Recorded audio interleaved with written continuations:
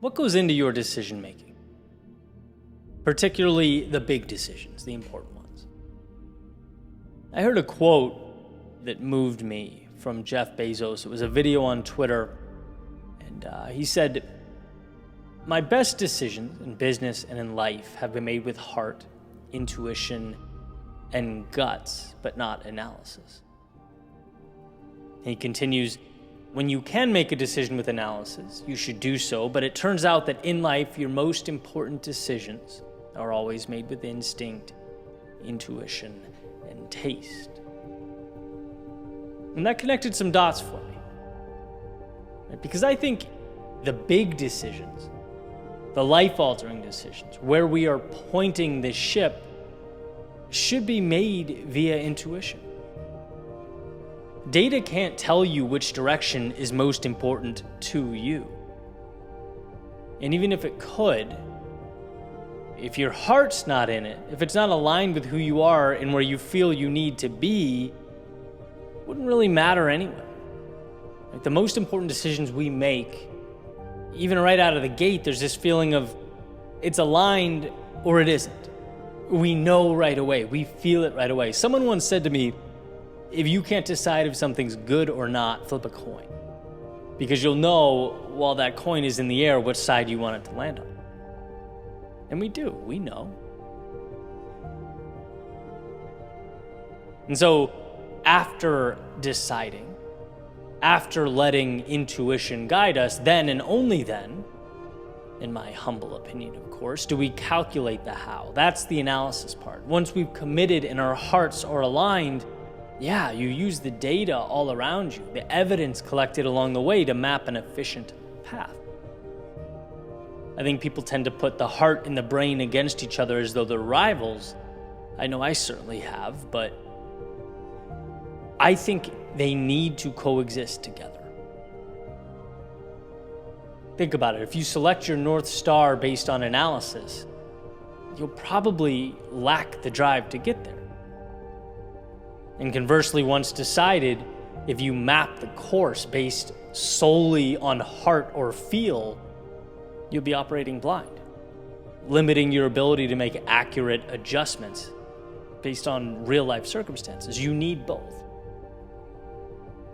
I'm making some pretty substantial changes here in my life. I'm moving again, this time to Arizona, starting up some new ventures, placing myself in a few situations that weren't even on the radar 6 months ago. I can't explain my rationale using mathematical models. And I just know deep in my soul that it's where I need to be. It feels right. It's calling me. The same way 10 years ago, writing speeches in a small Boston apartment for no revenue at the time couldn't be explained. Can't show your work on a decision like that, right? It's just something that feels good. And, once you jump in, then yeah, you start relying on the brain, the analysis to grow and improve and evolve. But I do believe if we made the big decisions based only on the things we could prove or the things we were sure of, the biggest and most important leaps would never have been made. Risks wouldn't be taken. I mean, you don't take risks because you run the numbers and the odds work. You take risks because life is, when you break it down, remove the nuance and details, about the journey. It's about the ride. And so you jump. You commit to a path. And maybe you realize it's not the path for you. Let's say things don't work out. Well, now you are gifted that wisdom. Understanding you previously never had, right? And you can take that all with you onto the next venture. How do you put a price on that? How do you quantify lessons of that magnitude? What data tells you how important that courage was? We all know the answer. Now, of course, again, data has a story to tell, and numbers don't lie, but they also never tell the whole story. They can't paint the picture in its entirety. Which is why I'd scream from the mountaintops, if it means something to you, it's worth exploration. If it matters, try. If it lights up your curiosity, give it attention. Maybe it doesn't work the way you thought or hoped, but it will lead you to the next thing, and then the next, and the next. It will provide the type of value that simply can't be quantified or even understood in the moment. The story of your life must be written by you. It must align with the person looking back at you in the mirror. That's the litmus test. That's the benchmark. So trust yourself and your intuition to write it.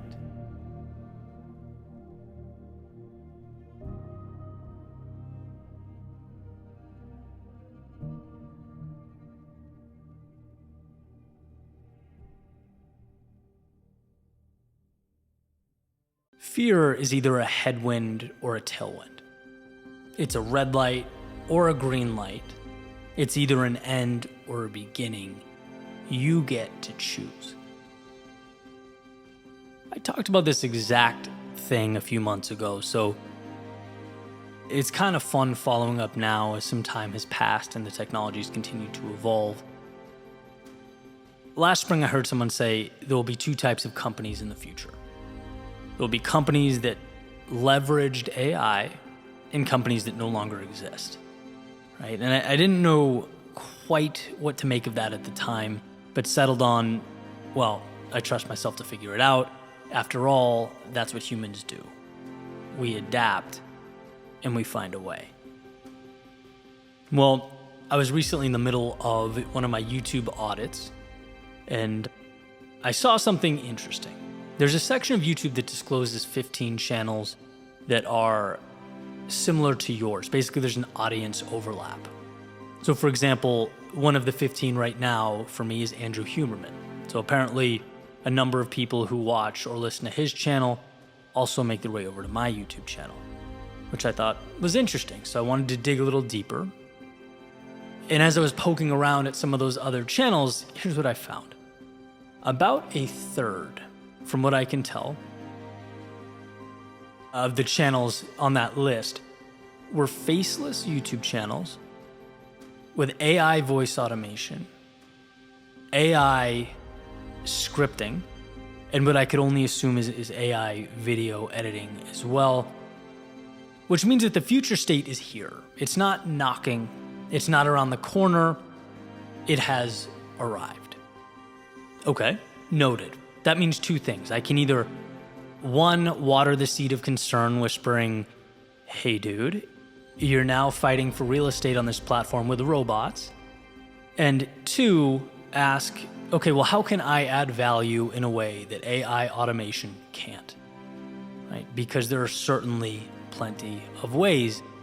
And in writing this, it was kind of like, it almost seems a bit tired, right? How many ways can you say, find a way to win?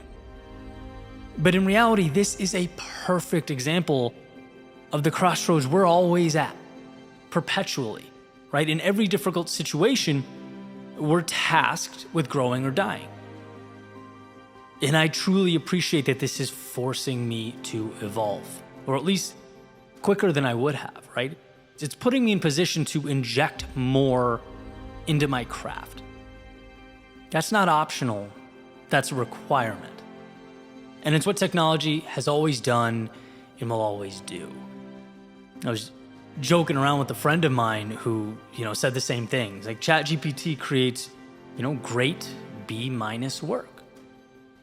How do you ensure moving forward that yours is A+, right? That's the question now and will always be the question.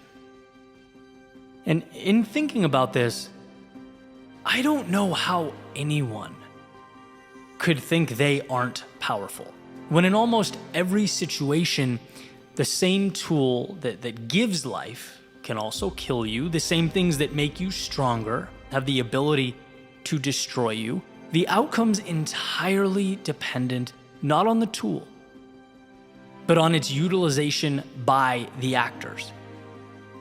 I call us artists because we all are. And the proof is in what you've made with what you have. I was playing around with ChatGPT this morning, seeing if I could write a speech in the quote-unquote Eddie Pinero style. And I was laughing because it gives these, kind of robotic, rigid essays, but every single one of them referred to life as a dance and the world as a blank canvas. Right? I'm like, wow, I didn't realize I said that much. I was, what's his name? Woody in Toy Story. And you pull the string, that would be like my 2 rotating messages. But I believe that, right? Like, is there anything better to describe the freedom contained in the time we have? We are painters. We are architects. We're not handed good or bad things. We're handed things. And from our handling, interpretation, and craftsmanship with regard to those things, they take on certain meanings.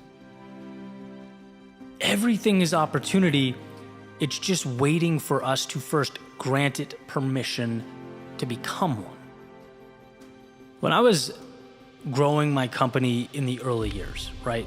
Every once in a while, I would feel so defeated, like just tired of feeling like everything I did wasn't enough.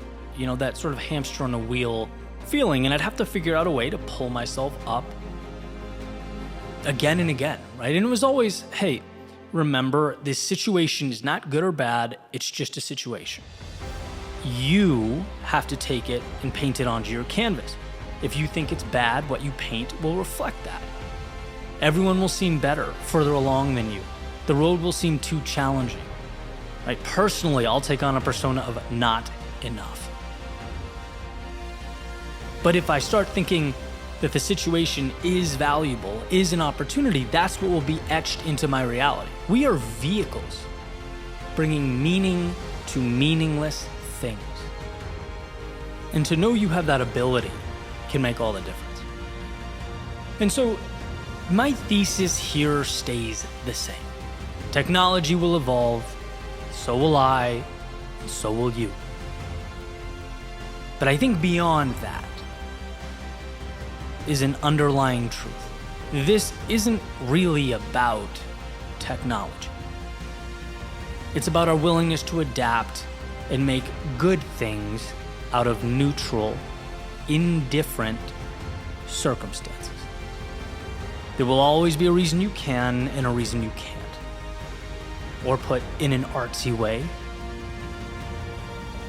there are imaginary castles in the sky and imaginary shackles around your feet. You get to choose which to believe in.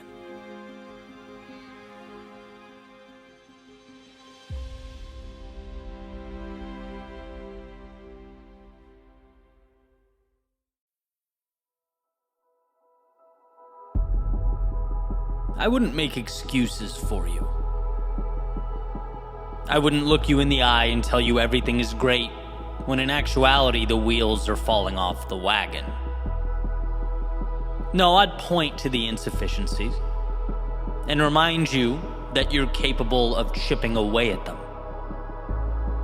I think that pragmatism can save someone's life. But guess what? Being human is knowing there are things you don't know. Realizing that growth is picking up little understandings along the way and bringing them with you into the future. Allowing them into the evolution that is you.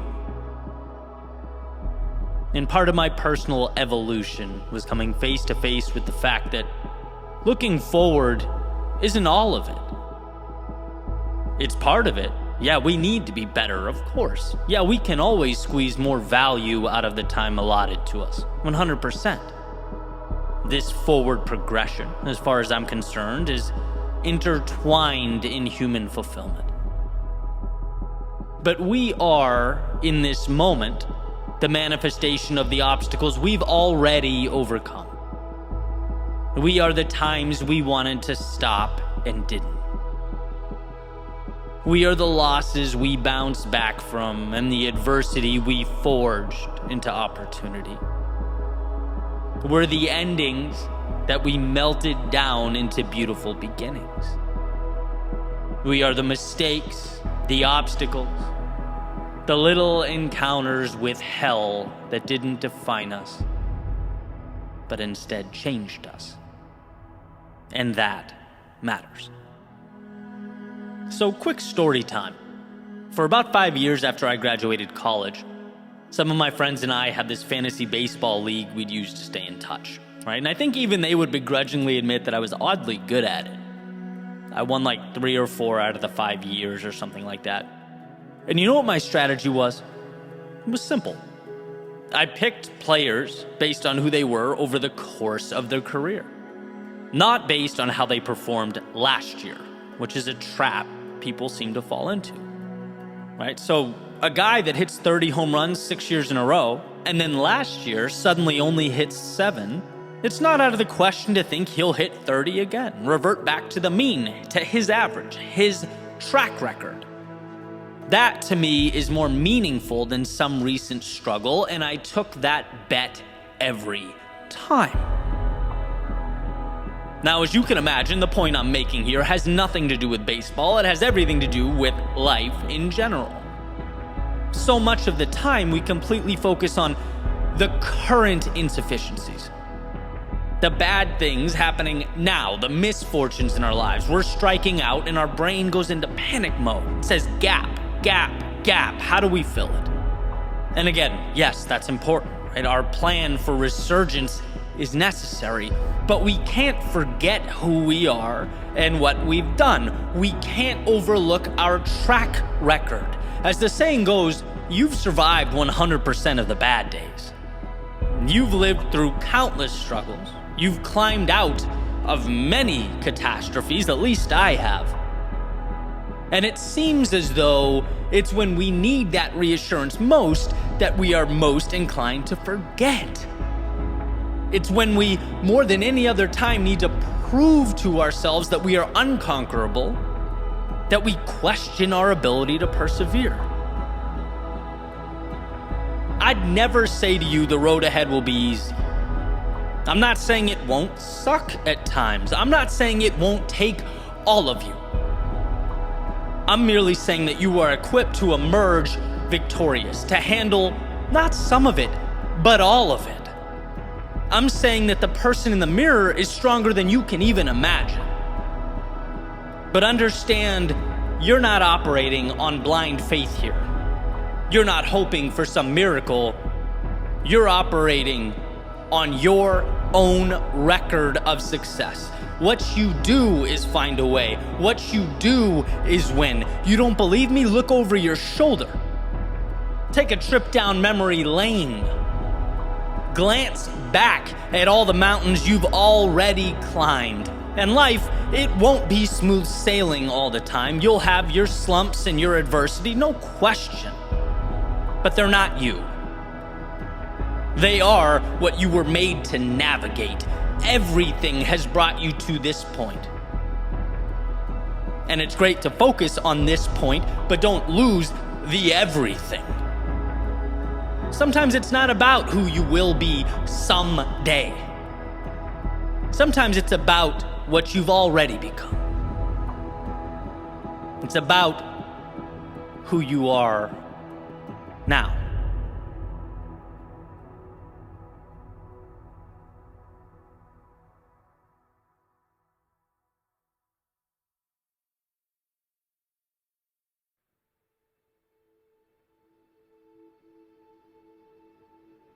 It's been almost 2 years since I first read it, and still the main idea from the book, The Courage to be Disliked by Ichiro Kishimi, deeply resonates with me. The idea that being happy is essentially dependent upon the courage to be disliked.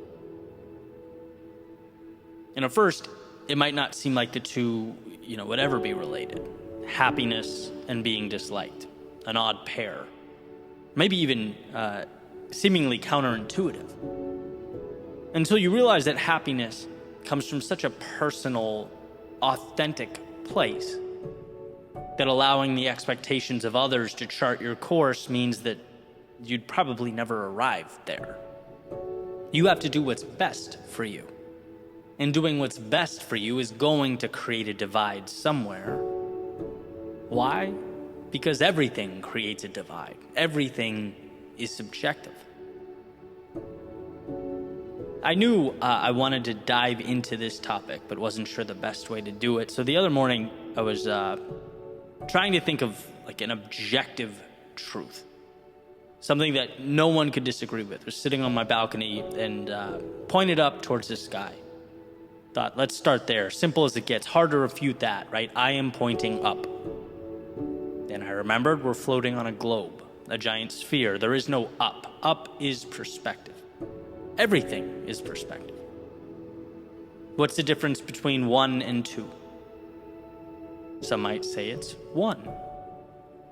But technically, there's infinity between 1 and 2. You can have infinite decimals. 1.9999 goes on forever, right? Point being, there's subjectivity when we drill down into even the seemingly obvious truths. Now, the value here is not to go running around, arguing with everyone that there's infinity between 1 and 2. No, there's certain aspects of society that we must adhere to, otherwise we couldn't function together, right? But it's simply to show that you following the path you believe is right for you cannot be rightfully assessed by someone else. It's to place trust in your internal personal judgment. And when people don't understand your infinity, that doesn't mean it's wrong. And by the way, I don't have blinders on to the fact that it's hard to do. In many ways, it goes right up against our lizard brain biological wiring, right? Where fitting in equates to survival and ostracization becomes a death sentence. But we are, fortunately, beyond that. It's in our interest now, and in fact, I think the courage to be disliked is a critical lifelong journey. I'm better at this than I was 10 years ago, no question. But do I still have a ways to go? Absolutely. There are still things I'm working on every day to let go of. I remember reading in Jefferson's biography about how it was so hard for him to be demonized in the press all the time that it almost dissuaded him from jumping back into politics before his presidential run. Being attacked is a hard thing. But ultimately, he let his beliefs and personal values drive him, his ambition in a lot of ways, and came to see the scrutiny as a cost, decided it was worth the price. Or like I use this all the time, take one of the biggest pop stars of our day, say Justin Bieber. You look at what people are saying about him in the comments of his video, a lot of it's wonderful, some of it's great, sure, but some of it's awful. And that's just the price of anyone putting themselves out there. And again, you think of an inverse scenario. Imagine if he didn't. Imagine if he limited himself or didn't dive fully into what he does because he knew some folks out there would have some bad things to say. Now, we are, for the most part, neither famous politicians nor pop stars. But our worlds contain the same elements at different scale. There are things we're all scared to do or say because of how it will be received. There are parts of ourselves that we repress because we don't know what the feedback will be. We're all scared to fail in some capacity because of how it will look or what others will say about it, which is why being disliked is courageous. As Aristotle has said, the only way to avoid criticism is to do nothing, to say nothing, and be nothing. The opposite of being fully, truly yourself is becoming the manifestation of that quote. It's never pushing yourself, never seeing what you're capable of, never exploring or executing on your dreams, your ambitions. Now, this is speculation, but if I were a gambling man, I'd place everything I own on the idea that when we're old, looking back on our lives, we'll spend less time thinking about who criticized us or disagreed with us than how we spent our days and who we shared them with. Did we live in a way that made us happy, that was meaningful? because on a sphere, everyone believes they are pointing up. But in actuality, none of us are. We're all merely navigating the subjective universe behind our eyes. So why not truly explore? Why not capture the magic out there before the hourglass runs out of sand? It's hard, sometimes it hurts, it takes all we have, it requires courage. But I think we'll all come to find that the decision to live fully in our authenticity, regardless of whether others agreed, disagreed, or were indifferent, was the best decision that we ever made.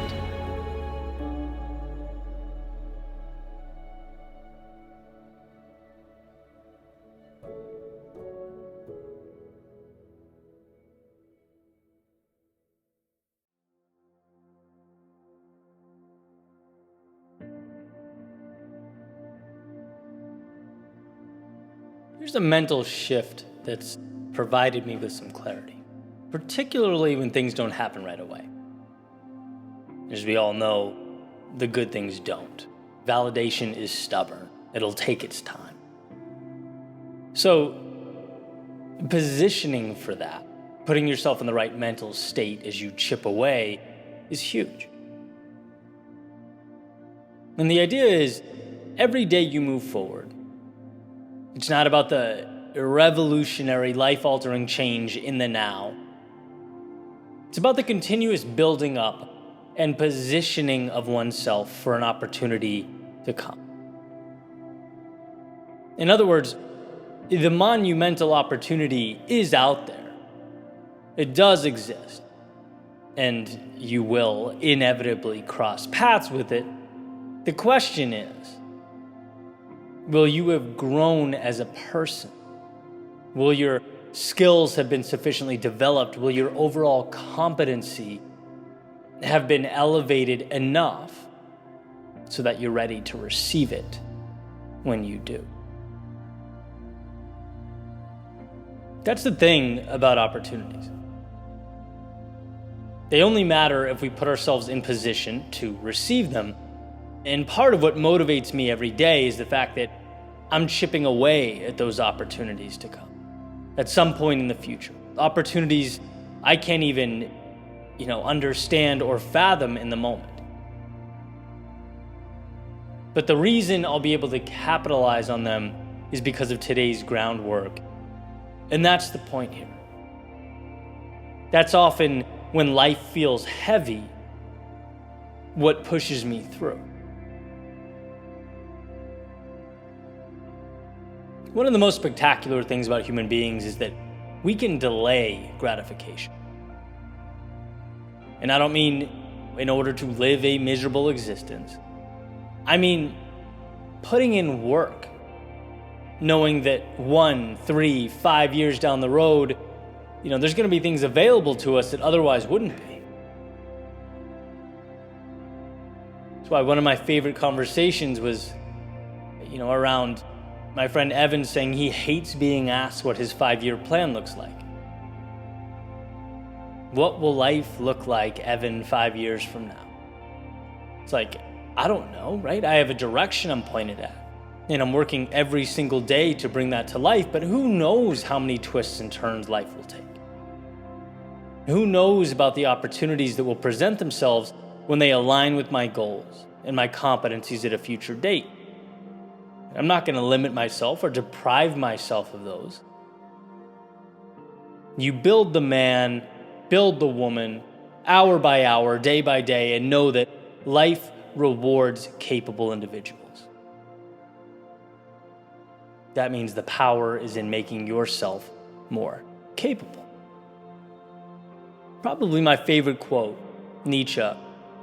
Those who were seen dancing were thought to be insane by those who couldn't hear the music, is about that very idea, right? Trusting that if you build yourself up, you stay focused, you take an axe to the tree that is your purpose every day, by the way, to the sound of no applause, to no awards or pats on the back, you will ultimately succeed. Because in doing so, you position yourself to receive opportunities.